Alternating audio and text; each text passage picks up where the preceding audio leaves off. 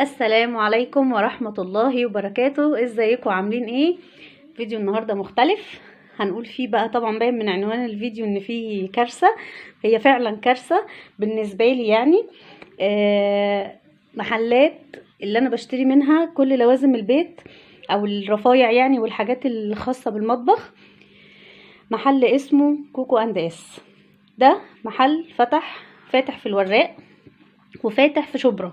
تمام، عنده دمار شامل فعلا زي ما هما بيقولوا طول الوقت في اللايفات. الاسعار تحفة. فطبعا كل ما يبقى معانا فلوس انا او اي حد من عيلتي نروح عنده، نخرج من غير اي ولا جنيه. فقررت النهارده ان انا اقول لكم واوريكم الحاجات اللي انا بشتريها منه، اللي بتنفعني في التصوير، وفي حاجات منها لسه ما استخدمتهاش. طبعا ده جزء بسيط جدا من اللي انا بشتريه. انا عندي شنط لسه ما عملتلكوش بيها فيديوهات، ان شاء الله لما اروح البيت التاني هعمل لكم بيها فيديوهات. مشتريات كتير جدا، حاجات تحفة واسعارها رخيصة جدا. طبعا انا عملت عنوان الفيديو ده لانه فعلا كوكو اند اس بيخلص لي فلوسي انا وعيلتي كلها، واي حد بيدخل عنده يعني بيلاقي الحاجة سعرها حلو قوي. وفي كده ايه، عايزه اشتري كل حاجه من كتر ما الاسعار حلوه والحاجات بتاعته حلوه جدا. فانا في الفيديو ده هوريكم شويه حاجات كده اشتريتها، اتمنى تعجبكم. هقول لكم الاسعار بتاعتها كمان عشان اللي حابب يروح. هو بصراحه يعني عامل فعلا دمار شامل في الاسعار. فهوريكم شويه حاجات كده رفايع، وهبقى اعمل لكم فيديو تاني ان شاء الله في كل الحاجات اللي انا اشتريتها برضو، بس هي مش معايا دلوقتي، هي في البيت التاني. استنوا بقى الفيديو وشوفوا الحاجات اللي انا جبتها تحفه. هنبدأ بقى كده نقول اسعار الحاجات والحاجات اللي انا اشتريتها.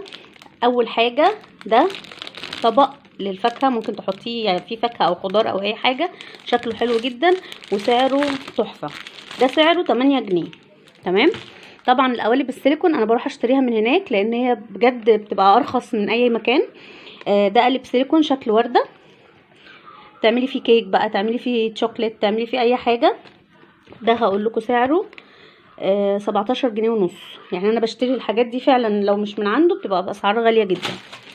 ده كمان قالب للكب كيك شكل قلب، هقول لكم برضو سعره 27 جنيه ونص.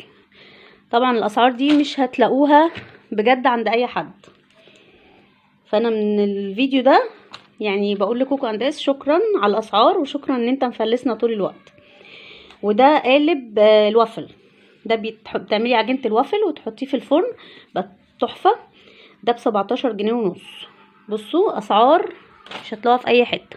طبعا ده الشاليمو، ده انا مش فاكره سعره بصراحه لاني كنت جايباه من فتره، بس هو مش غالي يعني، برضو هتلاقوه مثلا ب10 ب15 جنيه حاجه كده يعني، يمكن اقل كمان من 15، هو تقريبا ب10 جنيه يعني. وده المدق بتاع البفتيك والبانيه، حلو جدا وخامته حلوه وخشبه حلو قوي. ده سعره 10 جنيه. بصوا اسعار مفيش بعد كده. ودي طبعا ماما كانت جايباها لي لان ماما على طول تروح بتجيب بقى من عنده، مش ليها لوحدها ولا ليا لوحدي، دي بتجيب ليا ولاخواتي وليها، فبتضيع كل فلوسها برضه. عشان كده انا بقول في الفيديو ان هو مضيعنا كلنا كعيله يعني. دي ليفه سيليكون حلوه جدا برضو، مش عارفه كانت ب15 جنيه او حاجه كده يعني، مش فاكره برضو سعرها قوي. ودي مصفى بتتقفل، بصوا عامله ازاي، تفتح كده اهي، وسعرها تحفه وبتتقفل عشان ما تاخدش مكان بعد ما تخلصي. دي سعرها عامل 12 ونص حاجه كده يعني، في الرخيص قوي يعني. بصوا بقى حاجات العسل القمر دي، طبعا انا بعز قوي دلوقتي المعالق السيليكون علشان الحلل السيراميك، وعشان كمان بتساعدك في انك انت يعني لما بتعملي كيك او حاجه ما بتهدريش في الموضوع ده، فانا بحبها جدا. دي برضو لما رحت لقيت اشكالها حلوه قوي شبه الكب كيك كده. ودي اللي عليها ارنوب العسل ده، دي سعرها 12 ونص الواحده. يعني الواحده دي كده ب12 ونص، وايديها خشب حلوه جدا، تعرفي تمسكيها وتتحكمي فيها. بصراحه تحفه عجبتني قوي. خلاص هقول لكم كمان، بصوا ده طقم، انا حتى لسه ما فتحتش الحاجات. ده طقم علب كده ومتصل ببعضه، تحطي فيه توابل بقى، تحطي فيه اي حاجه في التلاجة، سهل برضو وعملي جدا. ده سعره 12 جنيه ونص يعني برضو ولا حاجة. تمام. اما بقى الحاجات الحلوة دي، بصوا دي مجات طبعا كلنا عارفينها. المجات دي انا بجيبها من بره غاليه جدا، يعني اغلى من ما انا جبتها، مش غاليه قوي بس اغلى من السعر اللي انا هقوله لكم ده دلوقتي. جبت كذا واحد ولما رحت عنده لقيت سعرهم حلو جدا. ده سعره 18 جنيه، كان عليهم عرض برضو. جبت الشكل ده منه 2، وكمان الشكل ده. طبعا المجات دي بتبقى في الكافيهات نعمل فيها بقى المشروبات اللي احنا عايزينها كلها. بصوا شكله حلو ازاي. في كمان جبت فرشه للبلاط لان بتاعتي كانت باظت، ب7 جنيه ونص، رخيصه برضو قوي. دي مامتي كانت جايباها لي برضو بس مش عارفه سعرها بالظبط، لان هي اللي كانت جايباها لي مع الليفه السيليكون اسمها السفنجه السحريه تقريبا او الكربونيه، مش عارفه بالظبط. ودي كمان كانت جايباها من عندهم برضو، اسعارهم ولا حاجه يعني. وده طقم اطباق كده للتسالي، حاجه كده عسل قوي. 3 اطباق بصوا، مقاسات مختلفه. نحط فيها لب بقى، نحط فيها بسكوت، حلوه قوي يعني. حتى انا رحت عشان اجيب تاني ما لقيتش الحمد لله، لان بصراحه البضاعه عنده بتخلص. يعني انا مره رحت الصبح جبت حاجات ورحت بالليل عشان اجيب زيها تاني، الحمد لله ما لقيتهاش. فما شاء الله يعني الحاجه عنده بتخلص بسرعه جدا. جبت دي كمان، اقول لكم دي بتاعت ايه عشان انا بحب الهيافه قوي. دي خله كده ناكل بيها المخللات، الحاجات اللي هي مش عايزين زلابيا، مش عايزين نوسخ ايدينا مثلا وحاجات بسيطه يعني، فممكن ناكلها بيها. بص شكلها عامل ازاي، شكل الفلامينجو كده، وانا بحب قوي الحاجات دي. تمام. هوريكم ايه تاني. بصوا بقى، جبت شويه منظمات كده لادراج المطبخ، وكمان ممكن ادراج التسريحه والحاجات دي حلوه جدا. بصوا المنظم عامل ازاي. ده تقريبا ممكن نحطه في المطبخ، نحط بقى فيه اي حاجه. في خانه كبيره و3 خانات صغيرين. جبت منه اللونين دول. ده سعره كان 10 جنيه الواحد، حلو جدا. طبعا انا بدخل عنده باخد بوكس وبفضل اعبي اعبي اعبي اعبي، وانا ايه ده الحاجات رخيصه، ايه ده معرفش ده سعرها ولا حاجه. الم لي شويه حاجات قد كده وانا على الكاشير بقى ربنا بيبقى معايا. بصوا ده كمان منظم حلو قوي، ده مقفول مش مخرم. ده كان سعره تقريبا 9 جنيه برضو. جبت اللونين دول حلوين قوي.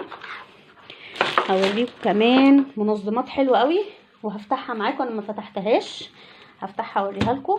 بصوا ده منظم، هوريكم الصوره بتاعته بيبقى شكلها ازاي. بصوا اهو المنظم، بصوا بيبقى شكله ازاي. هو بيتفتح وبيتعشق في بعضه كده، بيديكي مربعات كتير تحطي بقى فيها اللي انت عايزاه. انا هفتحه معاكم ثواني اهو. انا ما فتحتوش بصراحه، فقلت افتحه بقى معاكم واوريه لكم كده ونشوف شكله عامل ازاي. حلو قوي برده. ده كان سعره تقريبا 17 جنيه ونص. بصوا اهو شرايح كده زي ما انتوا عارفين. وعلى فكره انا كمان عايزه اقول لكم على حاجه مهمه، المنظم ده عملي جدا لان انت ممكن تقصيه. يعني هو بصوا مساحته كبيره، فلو الدرج عندك صغير ممكن تكسري وتكملي الناحيه التانية. بصوا اوريكم دلوقتي ازاي بنعمل المنظم ده، حلو قوي. بصوا المنظم فيه ناحيه صغيره وناحيه كبيره، كلهم فيهم ناحيه صغيره وناحيه كبيره. احنا هنحط الكبيره مع الكبيره، يعني هنعشق كده الكبيره كده اهي مع الكبيره، فاهميني؟ يعني الناحيه الكبيره دي باصه لفوق، والناحيه الكبيره دي هننزل كده عليها من هنا زي ما انتوا شايفين كده اهو. بصوا نفس هنركب كده اهو، شايفين؟ بصوا زي ما قلت لكم كده، هنركب الناحيه الكبيره اللي هي دي في الناحيه الكبيره اللي تحت. هنيجي بقى من تحت كده الناحيه الكبيره اهي هنقعدها كده زي التانية، ونركب عليها المنظم كل واحده قصاد اختها حسب بقى المقاس اللي انت عاوزه تعمليه اهو. بصوا شايفين الحلاوه والجمال، وسهل جدا على فكره. هو عايز تعملوه بالراحه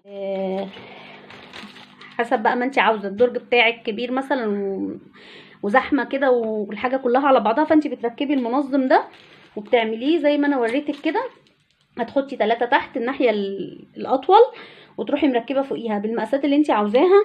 ولو الدرج بتاعك صغير فانت ممكن تقسميه او تاخدي منه حته على نفس المقاس بتاع الدرج بتاعك. حلو جدا يعني، انا شايفاه عملي جدا، وبعدين غويط يعني عريض، فانت ممكن تحطي فيه حاجات كبيره في دراج بقى، في الدواليب، طرح، ممكن حاجات الرفايع اللي بتبقى في الادراج، سهل جدا. ده انا جبت منه اللون ده واللون ده زي ما قلت لكم بحوالي 17 جنيه ونص. خلاص بصوا بقى، جبت دي كمان، دي تعليقه للمفاتيح. بصوا حلوه جدا. طبعا انا بحب اعمل الحاجات دي، بس انا لقيتها سعرها حلو فجبتها، فيها 3 تعليقات كده. دي ممكن تحطيها كمان مش للمفاتيح، ممكن تحطيها في اوضه مثلا ولادك، تعلقي عليها حاجات خفيفه يبقى شكلها حلو قوي. دي ب 15 جنيه. خلاص بصوا بقى الحاجات الحلوه دي، انا طبعا كنت عايزه اشتريهم كلهم. بصوا عامله ازاي المغناطيس بتاع التلاجة بكل بقى الاشكال. يعني بصوا الباكت كده على بعضه فيه 6 قطع ب10 جنيه. بصوا اشكال بقى جامده جدا وحلوه جدا، ليها علاقه بالاكل يعني، بما اننا هنحطها على التلاجة. كمان جبنا اشكال رمضان، كل سنه وانتم طيبين، رمضان قرب. وطبعا الحاجات دي برضو بتفرح الولاد وبتديكي طاقه كده انك تقفي في المطبخ وتعملي اكل ويبقى المود حلو يعني. فدي برضو بتاعت رمضان، عليها اشكال رمضان كلها، من الحاجات الحلوه قوي برضو اللي انا كنت عايزه اشتري منها كل الاشكال والالوان. بصوا بقى ده كمان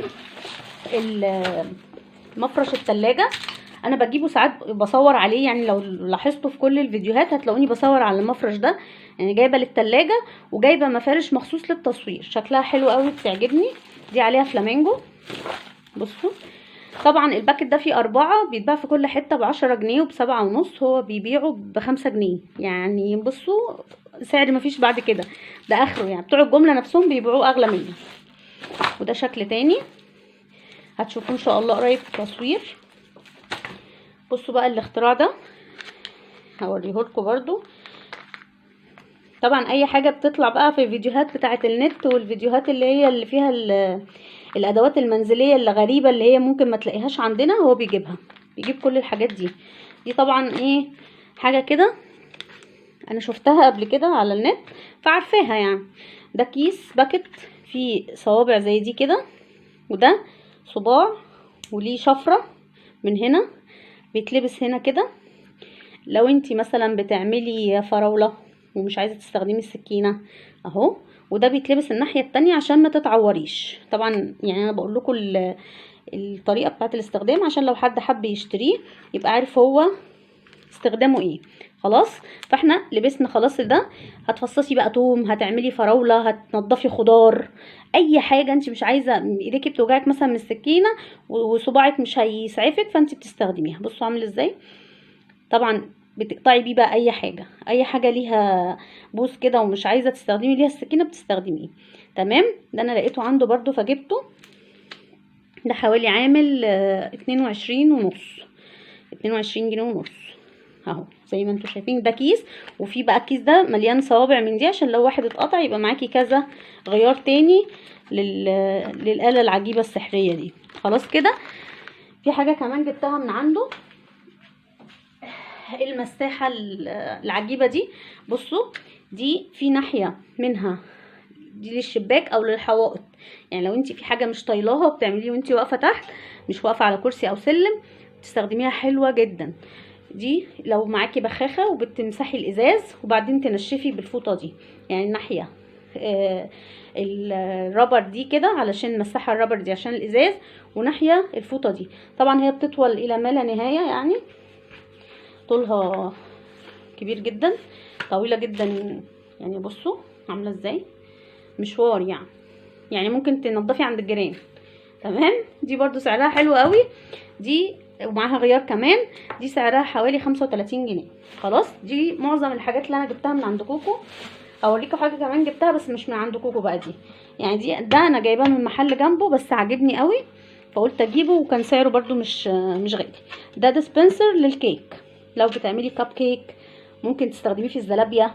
لو البان كيك مثلا والكبشه بتبهدلك الدنيا، فانت بتعملي اي عجين وتحطيه في الديسبنسر ده وتدوسي كده، فبتفتحي تنزلي العجين من هنا. بصوا، وكمان عجبني عشان مكتوب عليه المقاسات المعياريه اللي المفروض تحطيها، او لو انت عامله حاجه وعايزه تقيسيها هي قد ايه. ده كان سعره حوالي 45 جنيه، بس ده من محل جنب كوكو اس، مش من عند كوكو اس. كمان في حاجه مهمه جدا جبتها، عجبني عشان لونه، انتوا عارفيني في البينك عشان البيت عندي كله بينك، فانا بحب اي حاجه بينك. ده جردل كده حلو قوي. بصوا، هتمسحي فيه ميه، هتحطي فيه ميه، هتمسحي مثلا شباك، هتمسحي حاجه، هتحتاجي ميه لاي حاجه في الدنيا. شكله حلو قوي وعملي قوي وشكله ستايل، يعني مش جردل عادي يعني. بصوا عامل ازاي. ده كان سعره 27 جنيه، طبعا رخيص جدا. فدي كل الحاجات اللي انا جبتها من عند كوكو اس، ولسه في حاجات كتير قوي هوريها لكم ان شاء الله في فيديوهات تانية. هعمل لكم فيديوهات مشتريات كتير قوي عن الحاجات اللي انا جايباها من عنده. بجد حاجته حلوه ورخيصه جدا، وبيقعد بقى يعمل لايف بالليل وكده علشان يوري الناس الحاجات اللي هو جايبها. فانا كل ما بروح هناك زياره لازم اروح اخلص كل فلوسي عليه. فبجد بقول له ميرسي جدا على الاسعار الحلوه اللي انت بتجيبها، وان شاء الله دايما يعني اي حاجه جديده هتجيبها هروح اخدها طبعا لو ليها استخدام عندي. وكل الناس اللي بتشوف الفيديو ده لو هو قريب منكم او انتم برضو مش قريبين منه قوي، روحوا زوروا الستور بتاعه. هو شارع كبير كده وعنده فرعين زي ما قلت لكم، في فرع في شبرا وفرع في الوراق. عنده كل حاجه، ادوات مطبخ، مفروشات، اي حاجه يعني تخص العرايس كمان والتجهيز العرايس. الناس بجد بتروح عنده تاخد كل الحاجات، واسعار يعني دمار فعلا، مفيش زيها في الدنيا. لان انا بنزل وبشوف في اماكن كتير قوي بتوع الجمله اسعارهم بيبقوا برضو اعلى شويه من السعر اللي هو بيجيبه. فبصراحه سعره حلو قوي في كل الحاجات.